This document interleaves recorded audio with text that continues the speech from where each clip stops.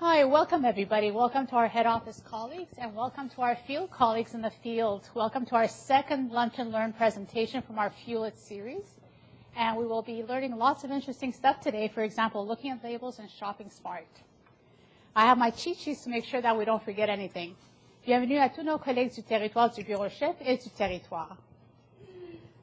So today's presentation is being taped so we can view it at a later time and being webcast live for our field colleagues. If you have any questions in the field, you can send it in to us and we'll be giving you instructions later how to proceed with that. Alors, la présentation d'aujourd'hui va être enregistrée et aussi télédiffusée direct pour nos collègues du territoire. Céline, our dietitian, will be doing the presentation in English. Slides are being presented in both French and English, and questions will be taken in both French and English. Alors, la présentation d'aujourd'hui va être en anglais.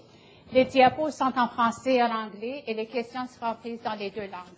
Sur ce, on va commencer avec Céline avec la présentation d'aujourd'hui. So let's start today's presentation. Hi, everyone.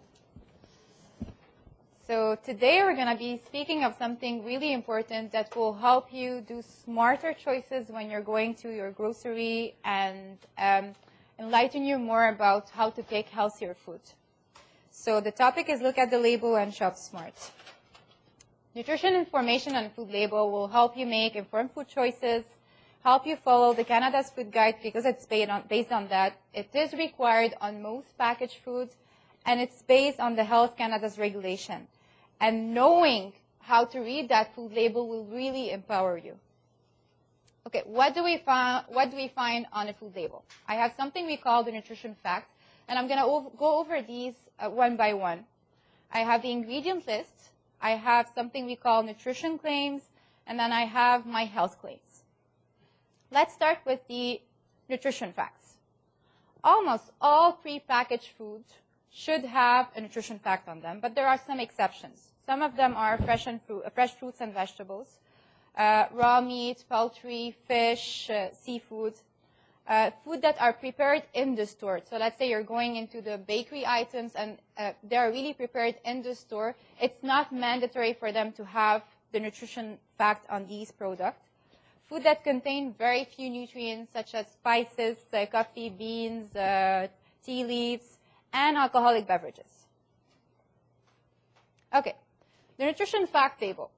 It includes the number of calories and 13 nutrients. Soon they will do some changes to the whole food labeling, but it's not effective now. So how can I use the nutrition fact? One, to compare my product more easily.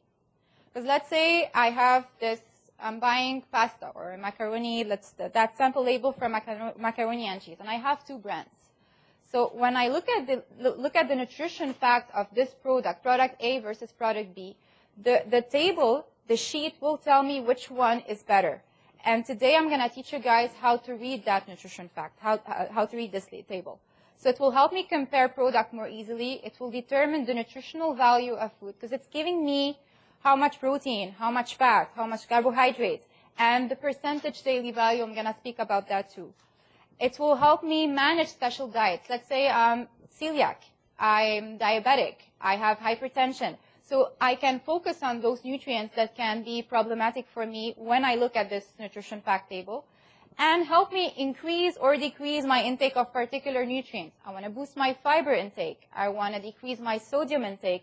This is where I need to look to see if it's good, yes or no. So what do I look at when I'm looking at that table? Most people tend to focus mostly on calories. Yes, it's good to look at calories, but calories are not everything. So the first thing, I need to see my serving. What's the specific amount of the food? So here I have for a 3/4 cup, it's giving me 80 calories with 1 gram of fat, 15 grams of carb, 3 grams of protein. But let's say when I'm eating this product, am I eating 3/4 cup or am I eating 2 cups? So I need to understand that per serving, per specific amount, it's giving me this number of nutrients. But however, if I'm eating the double that amount, I need to consider that I'm having double what it's in there in terms of nutrients. And it's super important to compare it to how much you actually eat. And sometimes marketing agencies and like when they were doing their products, they're really smart. They would give you, let's say, I don't know, let's say a compote puree, and per half a pack, per 50 gram, and it's effective 100 grams. Like it's 100 grams, it's not 50 grams. But per 50 gram, it's giving you X, Y, Z. So unconsciously, you think it's good. You look at it and you think it's good, but you're not eating 50 grams. You're eating 100 grams. So sometimes they tend to do that. So that's why it's very important to see how much, like the serving size is how much, and it's giving me how much per nutrient. Okay, now there's something we call the percentage daily value. If I go back, I'm hiding the slide a bit because I want to see how much you know about the percentage daily value. Can anyone tell me if I see 12%, if it's something good or bad? It's good? It's good. Let's say in this perspective, I have fiber 12%. It depends what it is. Okay. So percentage daily value, when you're looking at that percentage, a lot of people ask me, when I'm looking at the label, where do I look? At the numbers on the right or the numbers on the left? I'm lost. To make it simple, they made the percentage daily value in a way for you to evaluate whether this product is high in or low in a specific amount. So if I go back, if I have something that would give me more than 15%, let's say I'm targeting to boost my fiber intake, and I see that it's more than 15% of my daily value. So if I look here, I have carbohydrates 8%, which means that per 3/4 cup, this product is already providing me 8% of my daily value of carbohydrate per day. However, this percentage daily value is based on a 2,000 calorie diet. So for someone eating less, it should be based on it, taken into consideration. So this is for the general population. So it's a benchmark for evaluating the nutrient content of food very quickly and easily. It's based on recommendation for a healthy diet, and it's used to determine whether there is a lot or little of a nutrient. So what's a lot, what's little? General rule, everything below 5% would be little. So let's say I'm targeting to have more fiber. I'm targeting to have more protein in my diet. I should aim for a higher percentage. If I'm targeting to have low sodium, I should aim for a lesser percentage. So everything that is less than 5%, let's say for sodium, that's a good choice. Everything that is more than 15%, let's say for fiber, that's a good choice. So it's giving me a benchmark. If I want to know if there's too much of this nutrient, this is what I really need to evaluate. Between 5 and 15, it's a moderate amount. So 5% daily value is little, 15% daily value or more is a lot. So to give a more specific example, I'm at the grocery, I'm trying to pick a high fiber cereal, and I have two cereals in front of me. So I have cereal A and I have cereal B, okay? Cereal A per half a cup is providing me 7 grams of fiber, and my percentage daily value is 28. Cereal B per 3/4 cup, because both of them, now I'm lost, okay? One is half a cup and the other one is 3/4 cup. I'm not going to have to take my calculator in the grocery store and do the math to see which one is better. So this is where the percentage daily value comes really handy. So in my 3/4 cup, I have 4% daily value. So this product is giving me 4% of my daily intake of fiber. Whereas cereal A, it's providing me with 28% with my daily intake of fiber. So now I know that A is way better than B. So this is where we can really use that percentage value to compare. And it's quick. It doesn't take time. So just take the two, look at them, and you'll be able to figure out which is good, which is bad. Yeah. Yeah, but you have a different serving size. The quantity is different. So this is why it's important to look at the percentage daily value. The ingredient list. Does anyone look at the ingredient list? Good. Okay, how do you think they are listed? Without looking at the slides. Don't cheat. Exactly. It starts with the highest amount with the lowest amount. So the most important ingredient going to the least important. So they are listed in order of weight, beginning with the ingredient that weighs the most and ending with the ingredient that weighs the least. So always, always check the first 5 ingredients for you to know what you have in your product. And I got something very interesting with me today. Nutella loves breakfast, breakfast loves Nutella. This is basically their ad. Okay, do you know what are the ingredients in Nutella? Yeah? If I look at the label here, what they're writing in front, hazelnut spread with cocoa, or in French, tartinade de noisettes avec cacao. So when I read this, what do I comprehend? That this product has hazelnuts. Okay, if I look at the ingredient list, first ingredient, sugar. Second ingredient, modified palm oil, which is saturated fat and a very bad fat. Hazelnut comes third. Okay, if I look in my nutrition fact, I have for 1 tablespoon, a tablespoon is the equivalent of 15 grams. It's giving me 11 grams of carbohydrates. So basically, in 1 tablespoon of Nutella, I'm getting sugar and fat, and maybe the equivalent of 1 or 1.5 hazelnuts. So this is where, like, we really need to be aware, because in their marketing, they would show you a mom giving her kids toast with Nutella on it. And as a mom, if I'm looking at the label, I'm thinking I'm giving hazelnut to my kid, and hazelnuts are good. But we're not giving hazelnut, we're just giving sugar and fat. So this is why it's important also to check the ingredients. Let's say I'm a diabetic and I need to watch out for my sugar intake. If I see sugar within the first 4 or 5 ingredients, most likely that product will be high in sugar. Same thing for salt. I'm going to leave that here. Dessert is on me. Okay, now ingredients with many names. Sometimes, yes, I'm looking for the word sugar, but I don't see the word sugar. Sometimes I'm looking for the word salt or sodium, but I don't see it. So this is also something that I want you to be aware of. Let's say I want to decrease my intake of saturated fat because my cholesterol is high, my bad cholesterol is high, and I really need to watch out the type of fat I'm having. Saturated fat could be written as in the form of palm oil, such as here in Nutella, I have palm oil, butter, coconut oil, shortening. All these are words that would tell me that this product is high in saturated fat. Trans fat.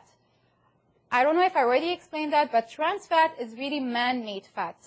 It's usually in the nature we don't see it, but they made it to be more, to increase the shelf life of it. So everything commercial, French fries, commercially baked goods, all those commercial products would have trans fat in them because they took, let's say, a regular oil, they changed it chemically, they add a hydrogen atom to it to make it more stable, to increase the shelf life, and hence they can use it. They can use it and it's very cheap. So it's everywhere. But it's known and it's proven scientifically that this trans fat is even worse than saturated fat in terms of increasing your bad cholesterol. So how do I know that I have trans fat? If I see the word hard margarine, if I see the word hydrogenated or partially hydrogenated fat, just by seeing the word hydrogenated means there's trans fat in it. If I see the word shortening, means there's trans fat in it. I wanted to bring my peanut butter, but I forgot it. But basically the idea, I don't know if I already spoke of the peanut butter, but the commercial peanut butter, if you look at the ingredients, you will see the word hydrogenated or partially hydrogenated, which means that the commercial one, not the all-natural one, will most likely be having trans fat, which will eliminate all the goodness of having the nuts, the almond or the peanuts. Sodium.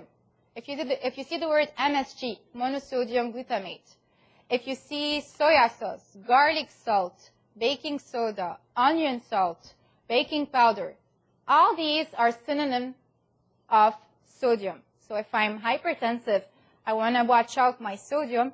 These are things that you should look out for in the ingredient list. Sugar. Yeah.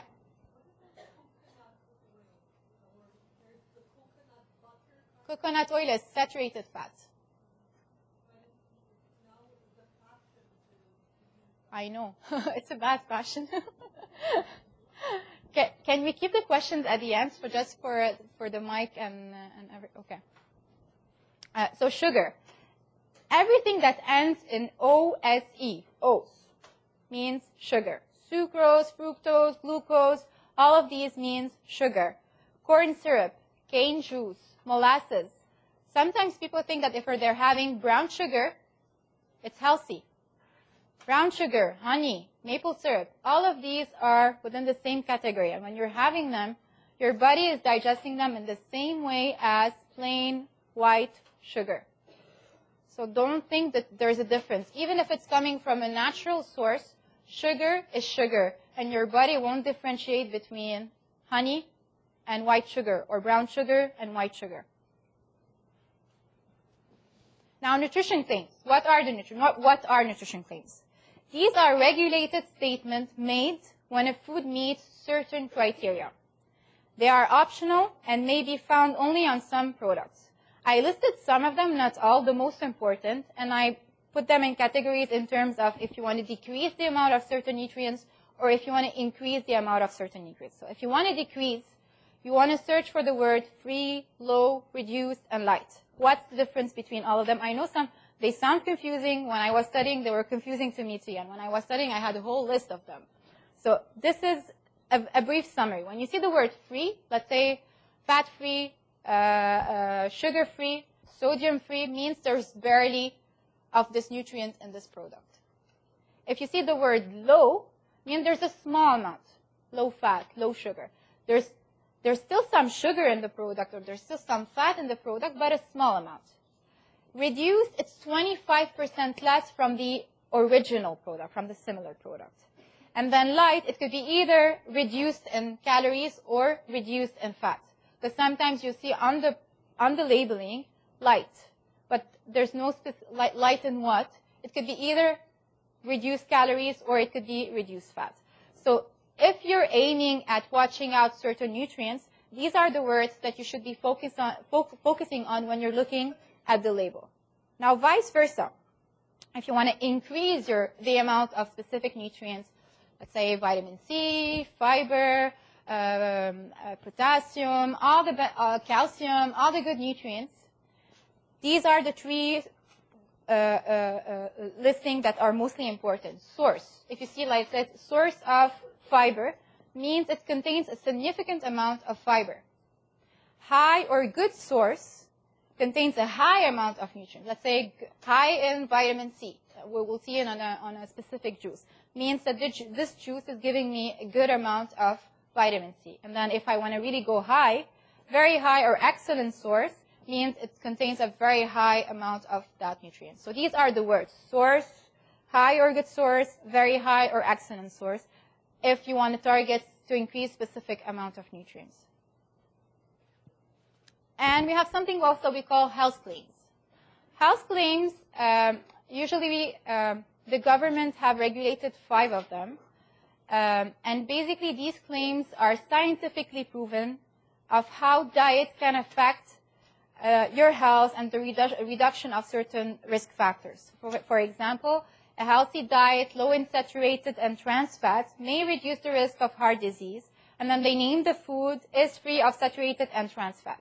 There's another claim on calcium intake and osteoporosis. There's one on plant cereals and decreasing cholesterol. There's one on potassium and hypertension. So these are regulated claims, and if the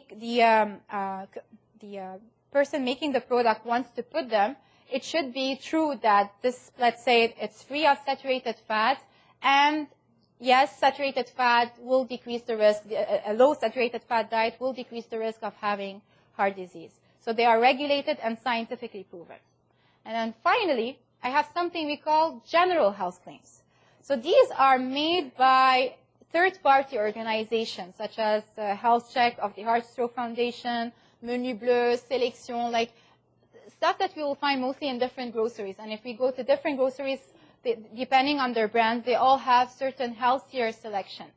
We can't be fooled by them. It doesn't mean that they're bad. No, some of them are good, but sometimes we can be fooled by their marketing. So that's why even if we see those logos, it's still important to look at the nutrition facts. So we should not solely rely on those general health claims because they're not very much regulated. So it gives a sense of security when I'm buying and I'm seeing that I have the health check of the Heart and Stroke Foundation, but it doesn't mean 100% that this product is really the best product out there. Now, we looked mostly at how to read the label. If I went to the store and I looked at the nutrition facts and I saw that I need to focus on my serving size before looking and how to look at my percentage daily value, but I'm going to the store. How to shop smart, how to have this, make those healthier choices. First of all, have a plan. And we're going to discuss that more in detail in the coming lecture when we're going to talk about the meal planning. So create a weekly meal plan. What am I going to eat this week? What are the things let's say I'm going to have chicken, I'm going to have salmon, I'm going to have beans, whatever. Create a plan and create a list. Make a list of what you want to buy. So use your meal plan to make that grocery list and stick to it. That's super important because sometimes we go to the grocery store with a plan in mind, but we end up buying a lot more than what we wanted. So, rule number 1, shopping on a full stomach. Never ever going to the grocery store hungry. Because if you're going to the grocery store hungry, it's going to be exactly the same thing as getting home late, starving, and eating everything that comes your way. So we can pick chips, we can pick on munchies, everything that will come our way, because the appetite, there's no limit for the appetite during that time. So it's very important to go do our shopping with a full stomach, happy, satisfied. And taking extra care when you're going with your kids. Because we've all been there, we can be walking and the kids are in the chariot and then, mommy, I want this, and then you'll put it down and you end up with a bigger list of what you originally wanted and a bigger grocery bill. And shop for wise food choices using the nutrition fact table. So the nutrition fact and the ingredient list are the two primary tools that you can use when you're looking at that product. Okay, when you're getting fruits and vegetables, one thing.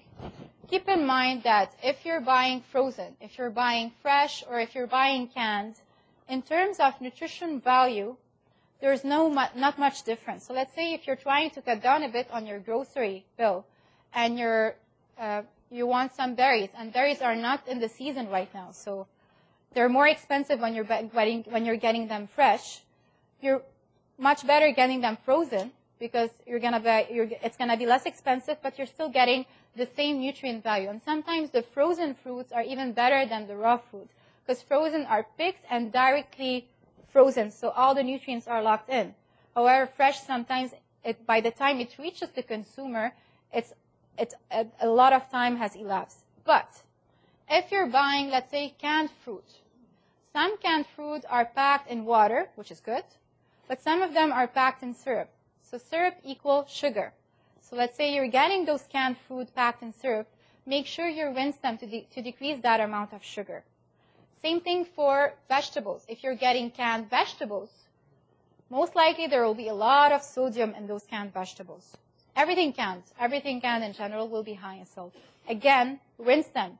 Let's say you're getting, canned maize or anything, just rinse it under water for like 10 seconds to make sure that excess sodium is being leaked out. Same thing for fruit.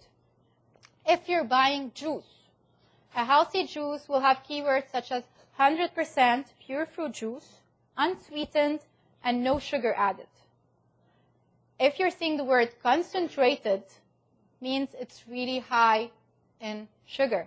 So you have to make sure you're buying really 100% no sugar added. That's in terms of fruits and vegetables. From the bakery. Okay, that's also super important. If you're getting, let's say, a regular you're getting Pain Sa Méthode or Bon Matin or all the regular brands, these are obliged to have the nutrition facts. So you'll know that, let's say, per one toast, you're having 80 calories, X number of fiber, and all that. However, if you're going directly and buying your bread from the bakery of the grocery store, there's no obligation for them to put the nutrition fact. So you could be seeing a nice bun or a nice brioche and getting them, but keep in mind that it could be really double or triple the serving of what you're supposed to be having. So watch out the portion size of those items when you're buying them, if you're buying them directly from the grocery store, from the bakery section. Fresh meat, fish, and seafood.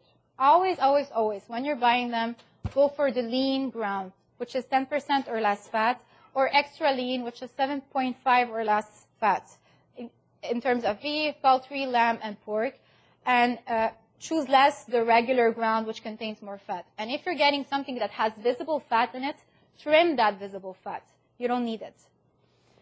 Plan to have fish at least twice a week, and this is where the circulaire comes handy. Like if you're seeing that the salmon is on sale, it's on special, go for the salmon. If you're seeing that this week the filet de sole is also in the circulaire, go for the filet de sole. So plan to have fish as much as you can, because you're going to get the benefits of that omega-3, which is really good for heart health and for the central nervous system. And if possible, I know sometimes we're really in a rush and we don't have that time to like cook as we want, so we go for the ready prepared stuff. But avoid the marinated and the seasoned poultry, fish, and seafood or whatever, because they're not using the best type of fat. They're really loading a lot of sodium in it because they want to boost the flavor. So if you're a bit watching your health, sometimes buying those marinated meats is not the best option. You're way better getting a big quantity and then marinating them on the spot and then putting them in the freezer instead of, let's say, getting a marinated chicken or marinated meat. Because again, let's say they're cutting the chicken, you'll have the chicken with all the visible fat, like with all the fat in it, and the sauce won't be the perfect sauce, and the sodium would be extremely high. Okay, if you're buying milk products, what are the rules in terms of milk products? Like when you're buying milk, what do you look for milk when you're getting milk?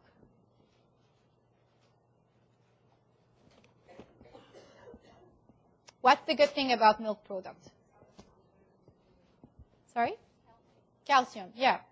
What else? Vitamin D.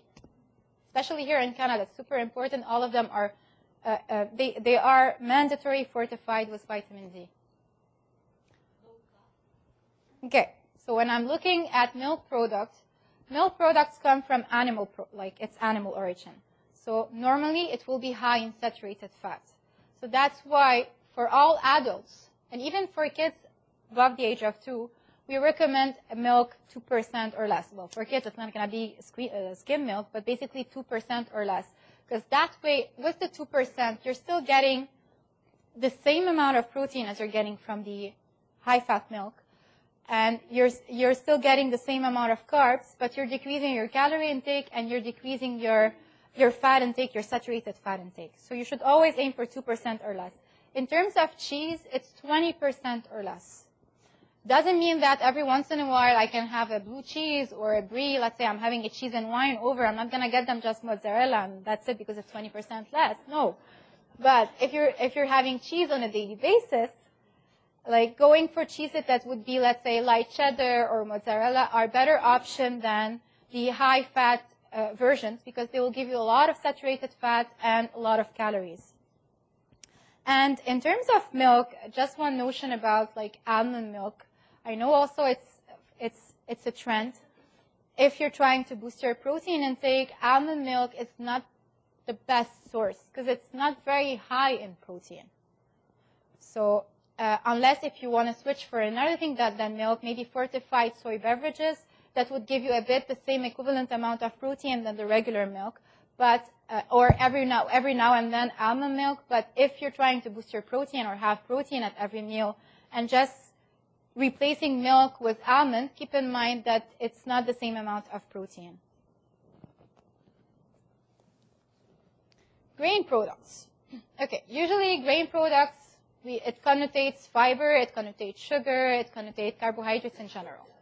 So when you're buying cereal, breads, pasta, and packaged grain product, look at the word whole grain. Search for whole grain. Again, it doesn't mean that everything you're eating in terms of pasta, rice, bread should be whole grain.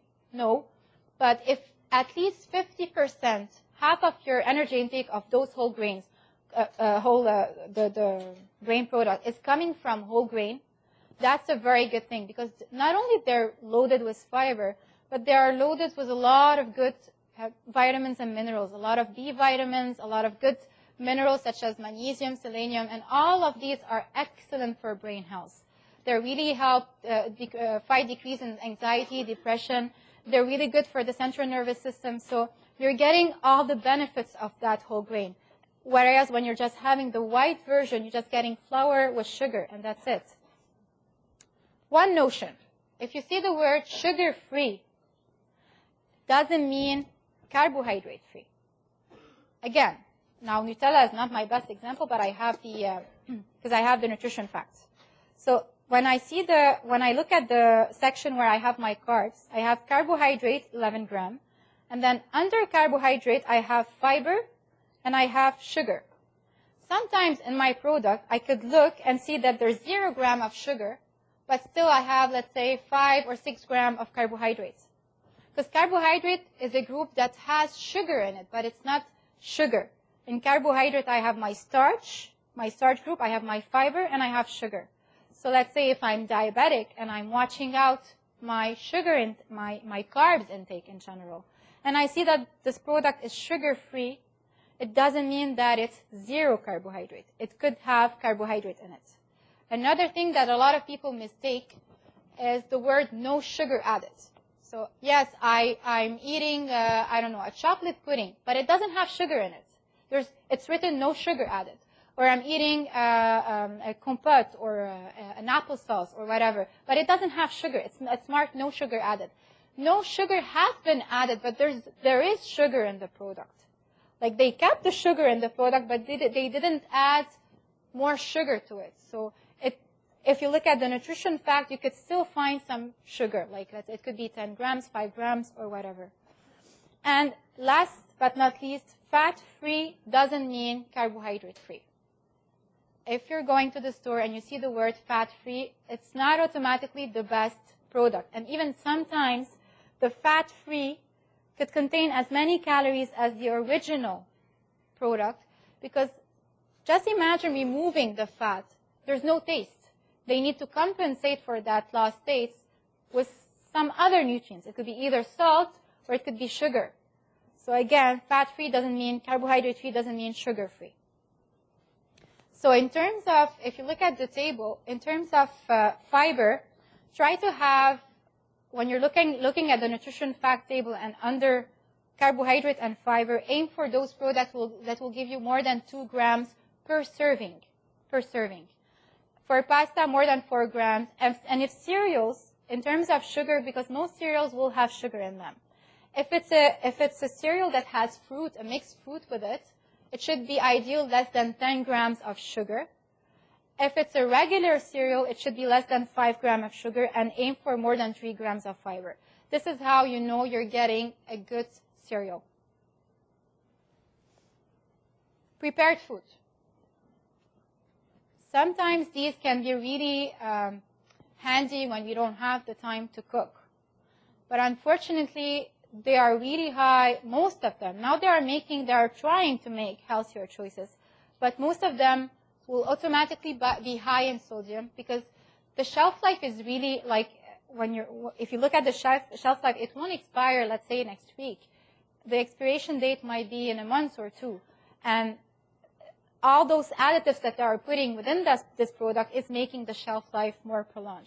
So prepared food often contain a lot of sodium, a lot of fat, and it's mostly the bad fat, and it doesn't resemble a lot the healthy plate that we discussed the other day.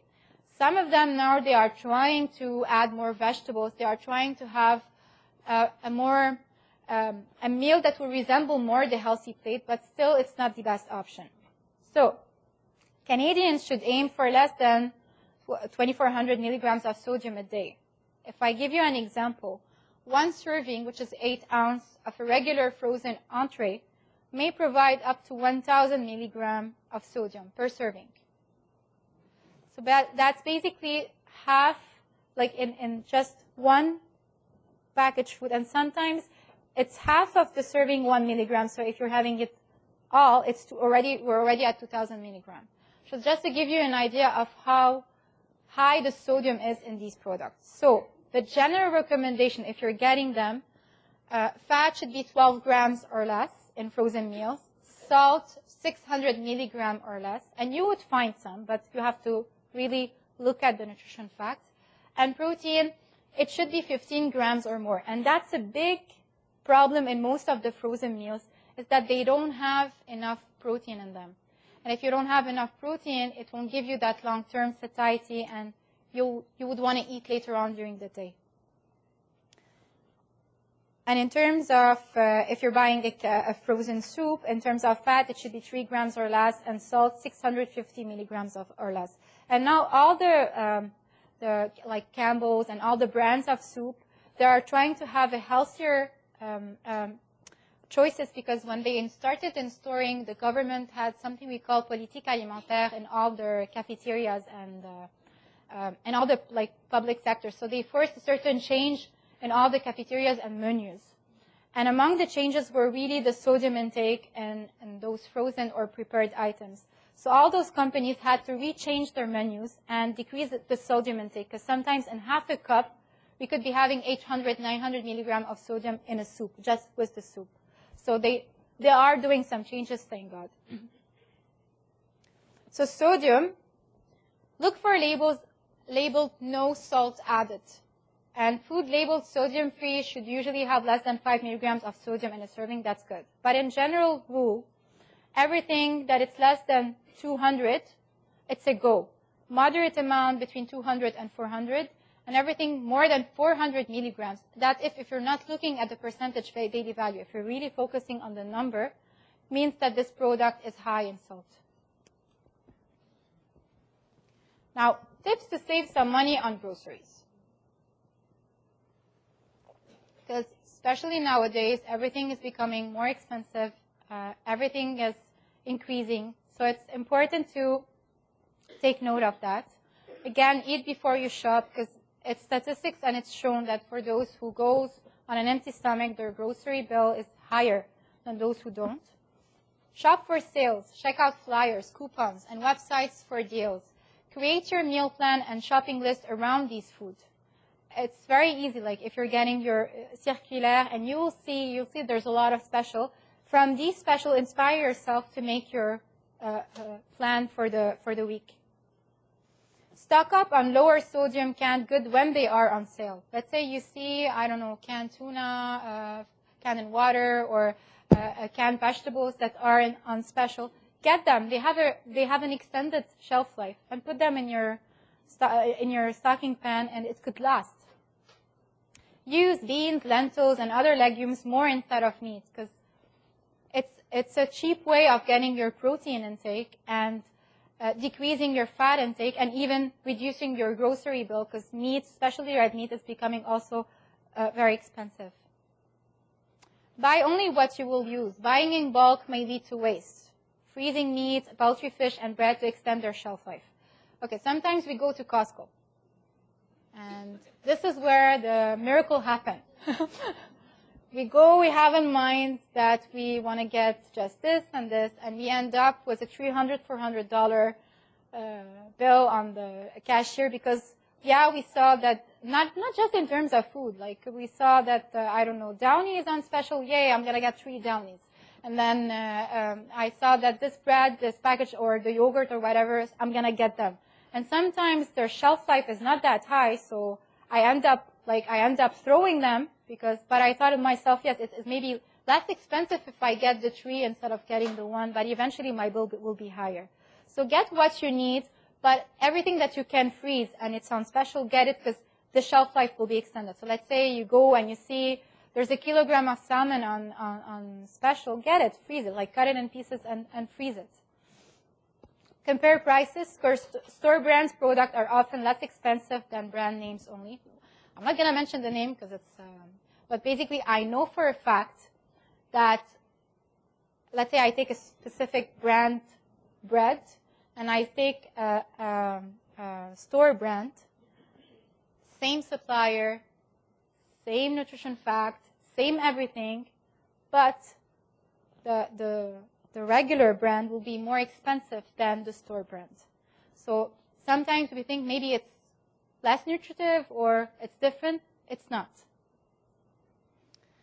Check out the food that are placed on the top and bottom shelf. This is where you'll normally find better priced product. And this is a marketing strategy. Because when you're going to the store and you have the shelf, your vision is like this. So everything that it's super expensive, but like the prices that are more elevated would be on your eye zone, eye level.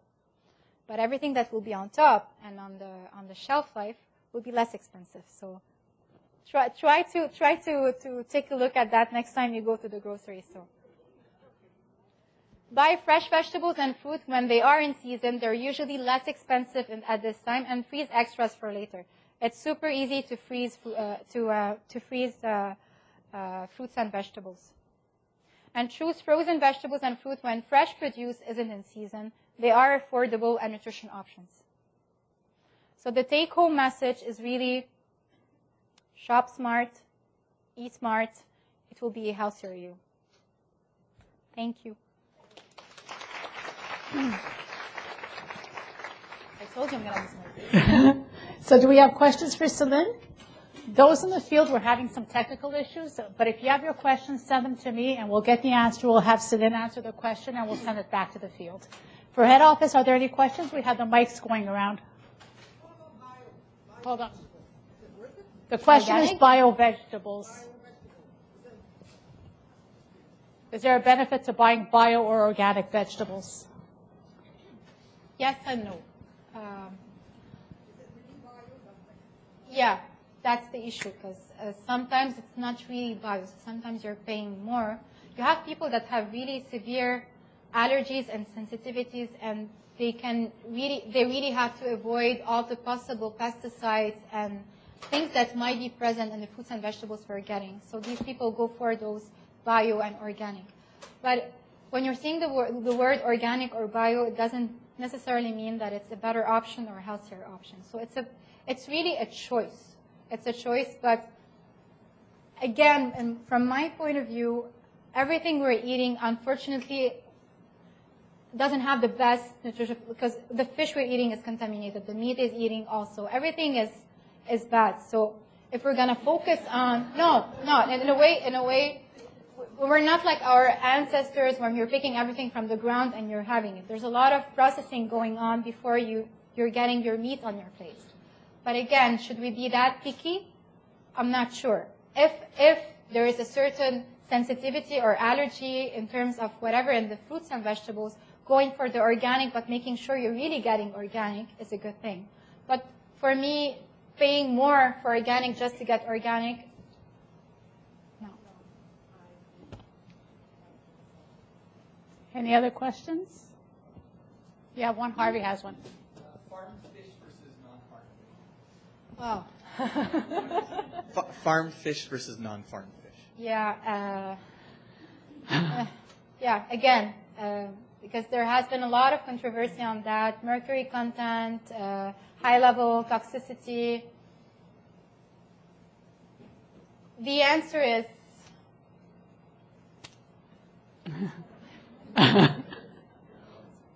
I cannot say farm, go for farm, and I cannot, it's, because really, even lately I've read about it, and there's still a lot of controversy. And it depends also who's giving those recommendations. But I can double check again if you want and tell you which one is better. But nothing would guarantee that the level of toxicity, let's say the level of mercury in farmed fish is higher or lower than the other one. But I can double check also on that to give you a more precise answer.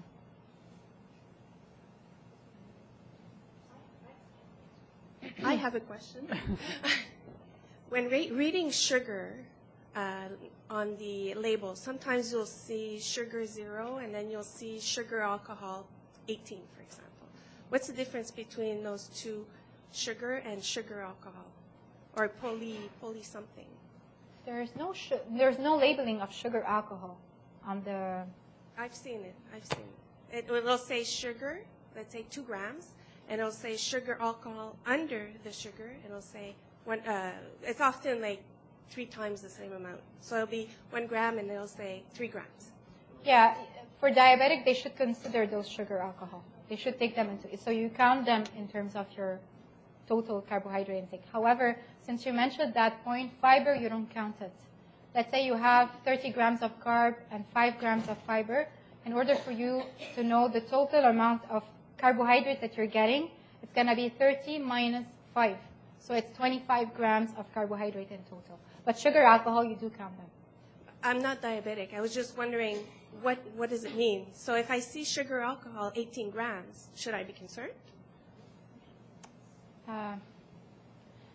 A lot of sugar alcohol might cause, the sugar alcohol, we might find them in the gum that we're having, like maltitol, sorbitol, and all these. An excessive consumption of those sugar alcohol might cause some gas, bloating, but it's half the calories of the regular sugar. So it's not 4 kilocalories per gram, it's half of that. So yeah, you should take them into consideration that they might give you some calories, yes, if you're watching out the caloric intake and the total sugar intake. But excessive consumption of sugar alcohol might cause some gastrointestinal discomfort. Any other questions? That seems to be it. So thank you, everybody. Oh, one more question. What do you think about the stevia sugar, or that supposed to replace the? It's not yet like FDA approved. We are using it here a lot, but it's not yet FDA approved. My opinion is, yeah, it's plant-based. It's plant-based, and they say it's natural, but there's no a lot of scientific backup saying that it's perfect. Go ahead and use it. So my point of view is going for the natural, everything that is natural and not artificial, but in moderation. However, if you're having, let's say now, there is a lot of trend of having yogurt with stevia instead of having aspartame or whatever. If you're having it in moderation, it's okay. But keep in mind, it's plant-based, and everything that is coming from plants might, not necessarily, but might have some side effects on the long term. And this is what they are still not tapping in terms of stevia. So that's why it's still not like FDA approved. But it doesn't mean that if you're having, let's say, a yogurt with stevia in it, it's going to do harm to you. No. But just, for me, everything in moderation. Everything in moderation. So if you're trying to reduce your sugar intake by going more for the artificial version and going in excess in terms of that, I don't advise it. I don't advise it because those artificial, even if they're not really elevating your sugar, like your glycemia level, your sugar intake, they're proven that the sweetness of them, because they're more sweet, sometimes 200, 300, 400 times more sweet than the sugar, they increase your appetite, they stimulate appetite, and they notice that for people who have weight problems and they are using it a lot, it's not helping because your brain is still capturing that sugar signal. Thanks. Maybe Violet. It's just a question, will these slides be available on the platform so we can reference both the the labels and both percentages? the slides and the presentation will be sent out next week or even this week. We'll see how quickly we can get them out, and they will be on the platform as well. So thank you, everybody. It's almost 1 o'clock. If you have questions, send them to my attention. Same thing for those in the field, and we'll meet you next week, next Wednesday, for our meal planning session. Thank you. Thank you.